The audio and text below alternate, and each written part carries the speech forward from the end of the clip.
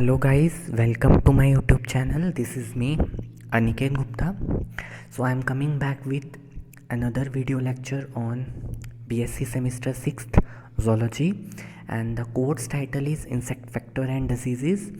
So in my previous video lecture I had started this unit 1, Introduction to Insect Factors, and in which I had completed the first subunit of this unit, General Features of Insects. And now in today's video lecture I will be deal with the second subunit of this unit, that is the morphological features of insects, right? And in this particular video lecture I will deal with head of the insect, especially head of the insect, right? Or we can say that insect head. सो अब हम इसमें देखेंगे कि insect का head कैसा होता है, उसके अंदर कौन कौन से स्ट्रक्चर्स होते हैं, किस तरह से मिलके वो बना होता है। ठीक है, सो स्टार्ट करने से पहले अगर आपने मेरे चैनल को सब्सक्राइब नहीं किया है सो प्लीज़ कर लीजिए, और आप ज़्यादा से ज़्यादा इसको वीडियोस को देखिए, शेयर कीजिए, मैंने आपको पहले भी बोला था। एंड अगर आपकी जो भी क्वेरीज़ होती हैं आप मुझसे पूछ सकते हो, और टेलीग्राम चैनल भी आप ज्वाइन कर सकते हो, उसकी लिंक जो है मैं इस वीडियो के डिस्क्रिप्शन बॉक्स में दे दूँगा। सो मैं वहाँ पे आपको सारा मटेरियल प्रोवाइड कर दूँगा, तो आप उसको ज्वाइन कर लीजिए। सो अब हम पढ़ेंगे हेड ऑफ इंसेक्ट्स। तो जो इंसेक्ट्स का हेड होता है वो किस तरह से उसका स्ट्रक्चर होता है। The head in most of the insects is enclosed in a hard, highly sclerotized exoskeletal head capsule which bears externally most of the main sensory organs like antennae, ocelli, compound eyes, etc. So अब जो insect का head है वो वो एक hard highly स्क्लेरोटाइज्ड exoskeleton क्या head capsule उसके अंदर होता है। ठीक है, वो किसके अंदर एनक्लोज होता है, हार्ड हाईली स्क्लेरोटाइज्ड, वहाँ पे इतना ज़्यादा क्यूटिकल की डिपोजिशन होती है। ठीक है, हाईली स्क्लेरोटाइज्ड हो जाता है, एक्सोस्केलेटल है। ठीक है, प्रोटेक्शन प्रोवाइड करता है head capsule, and this bears externally, बाहर से इसके ऊपर बड़े सारे सेंसरी ऑर्गन्स होते हैं, लाइक एंटीने होते हैं, राइट, ऑसिलाई होता है, कंपाउंड आइज होती हैं। Now it also bears the mouth parts. Mouth parts जो हेल्प करते हैं फीडिंग में वो भी बेयर करता है, as well as internally it has a major centre of neuro endocrine coordination system, right, जो पूरी की पूरी बॉडी को कंट्रोल करेगा। तो neuro endocrine coordination system head के अंदर होगा। जिस तरह से हमारे हेड के अंदर ब्रेन है उस तरह से इंसेक्ट्स के अंदर न्यूरो एंडोक्राइन कोऑर्डिनेशन सिस्टम होगा। एडल्ट इंसेक्ट में the head capsule is apparently unsegmented. Unsegmented होता है, सेगमेंट्स हमें प्रॉपर नहीं दिखती, लेकिन जब हम उसकी एम्ब्रियोलॉजिकल स्टडीज़ करते हैं, जब हम एम्ब्रियो की स्टडी करते हैं, हमारे इंसेक्ट का जो एम्ब्रियो होता है उसमें हमें 6 सेगमेंट्स मिलती हैं। ठीक है, और later on these 6 segments fuse कर जाती हैं। ठीक है, और फ्यूज़ करने के बाद कुछ रिंकल्स वहाँ पे पड़ते हैं, कुछ हमें स्यूचर्स देखने को मिलते हैं जो हम आगे पढ़ेंगे। Next is the position of the mouth parts in relation to the body axis differ in different groups of insects। अब होता क्या है कि माउथ पार्ट्स जो हैं वो बॉडी एक्सिस की कहाँ पर प्रेजेंट है। अगर वो आगे की तरफ प्रोजेक्टेड है तो उसको हम बोलेंगे प्रोगनेथस। अगर वो पीछे की तरफ है, जैसे कोई इंसेक्ट है, जैसे ये मैंने इंसेक्ट बनाया, इसका माउथ पार्ट पीछे की तरफ है, तो उस कंडीशन में हम क्या बोलेंगे उसको, ओफिस्टोगनेथस, राइट। लेकिन अगर नीचे है ये, अगर इंसेक्ट है इसका माउथ पार्ट्स नीचे की तरफ प्रोजेक्टेड है तो उसको हम बोलेंगे हाइपोगनेथस। तो 3 तरह के हमें क्या देखने को मिलते हैं, इंसेक्ट्स के अंदर जो माउथ पार्ट्स होते हैं वो बॉडी एक्सिस में डिफ़र करते हैं। मीन्स अगर वो आगे की तरफ होंगे तो प्रोगनेथस, पीछे की तरफ होंगे प्रोजेक्टेड ऑफिस्थोगनेथस, और अगर वो नीचे की तरफ होंगे तो उनको बोलेंगे hypognathous. Now the variety of features found in the head of insects include the sutures and sclerites. अब हेड के अंदर दो चीज़ें हैं, स्यूचर्स हैं और स्क्लेराइड्स हैं। अब हम इनको वन बाय वन पढ़ेंगे। This is the frontal view of head of insects. यहाँ पर हम देख सकते हैं these are the sutures sutures sutures. तो स्यूचर्स क्या होंगे? These are the fine lines. जब एम्ब्रियोनिक सेगमेंट्स हेड की फ्यूज़ की तो उनसे कुछ स्यूचर्स बने, लाइक। एंड दूसरा पार्ट क्या है हेड में? स्क्लेराइड्स। और स्क्लेराइड्स क्या होते हैं? एरियाज। जैसे आप देख सकते हो मिडिल में Fronx, clypeus, labrum, genae. So these are the sclerites और एरियाज। तो हमारा हेड जो है इंसेक्ट का किससे मिलके बना है? स्यूचर से और स्क्लेराइड से। तो सबसे पहले हम स्यूचर्स देखेंगे। हेड स्यूचर्स।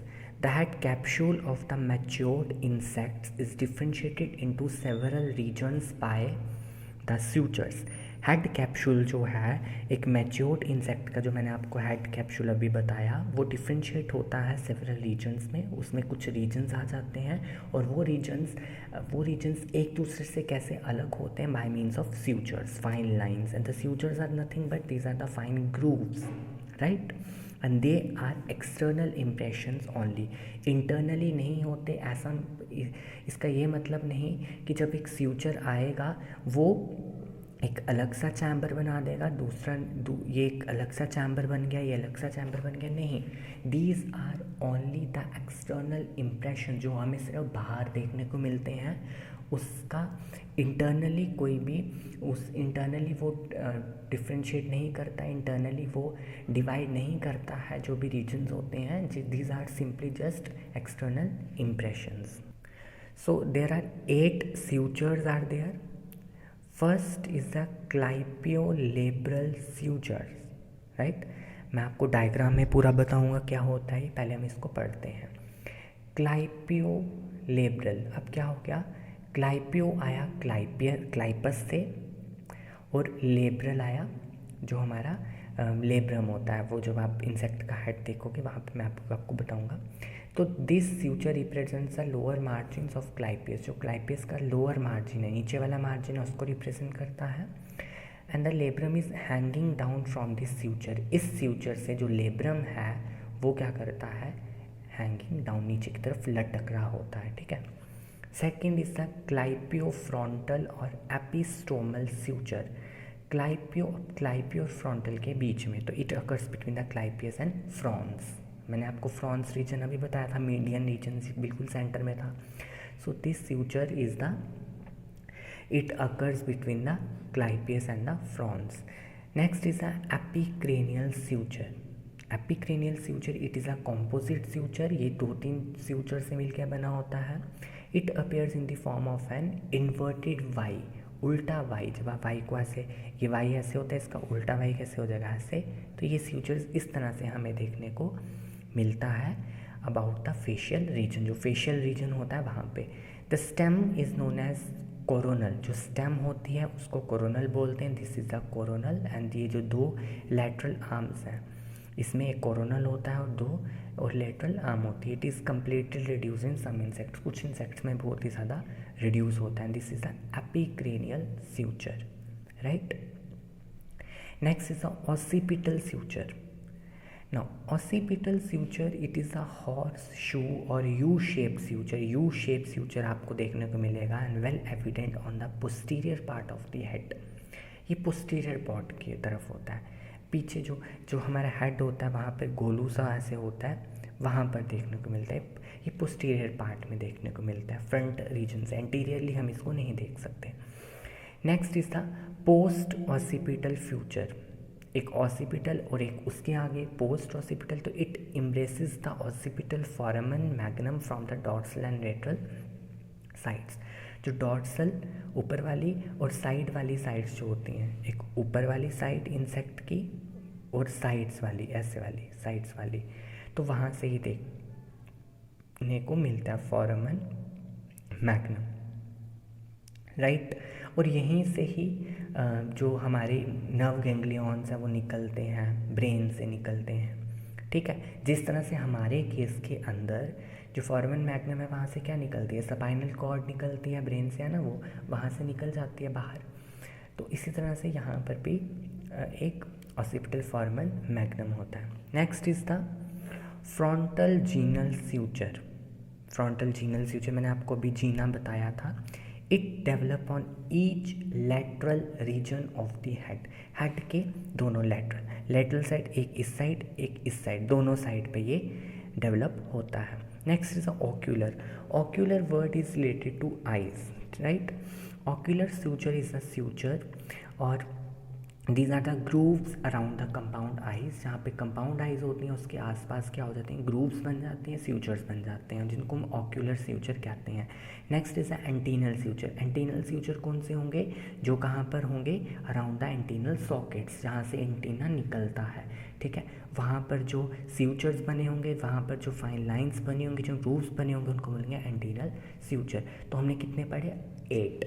सबसे पहले हमने पढ़ा कौन सा वाला, क्लाइपियोलेब्रल, क्लाइपियोफ्रंटल जिसको हम epistomal suture, epicranial suture, occipital suture, post occipital suture, frontal genal suture, ocular suture and the antennal suture. So अब मैं आपको डायग्राम में दिखाऊंगा।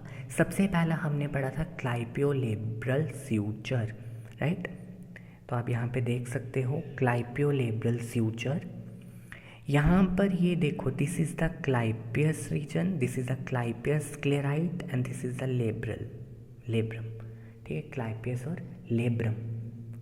और इस लेब्रम को क्या बोलते हैं हम, अपर लिप, राइट। तो यहाँ पर ये जो क्लाइपियस और लेब्रम के बीच का जो फ्यूचर आ रहा है, क्लाइपियोलेब्रल फ्यूचर, कुछ नहीं है। आपको अगर एरियाज का पता है सो आप स्क्लेराइट बहुत ही इजीली फाइंड आउट कर सकते हैं कि इसका नाम क्या होगा, राइट।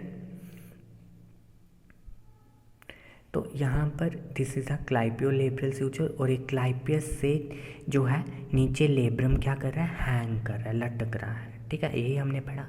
इससे ऊपर अगर हम चल जाएं, क्लाइपियस के ऊपर चल जाएं, तो this region is the frons region, ठीक है, and this is the clypeus. तो इसके बीच का ये जो फ्यूचर बना, इसको बोलेंगे क्लाइपियोफ्रंटल फ्यूचर या फिर एपिस्टोमल। एपिस्टोमल को क्या, स्टोमल बोलते हैं माउथ को, माउथ से थोड़ा ऊपर, इसको ये माउथ रीजन आ गया, मैंडिबल्स आप देख रहे हो यहाँ पे, है ना, यहाँ पे अपर लिप आ गया। तो यहाँ पर जो एपिस्टोमल, स्टोमा से ऊपर, माउथ से थोड़ा सा ऊपर region, that is the epistomal suture या फिर क्लाइपियोफ्रंटल फ्यूचर। इसके बाद हमने बोला था एपिक्रेनियल फ्यूचर, ठीक है, क्रेनियल रीजन होता है यहाँ पे। एपिक्रेनियल फ्यूचर हमने बोलता है कॉम्पोजिट स्ट्रक्चर होता है, इन्वर्टेड वाई शेप है, ये देखो देख सकते हो, जिसमें इसको क्या बोलते हैं, coronal suture and these are the lateral arms, right.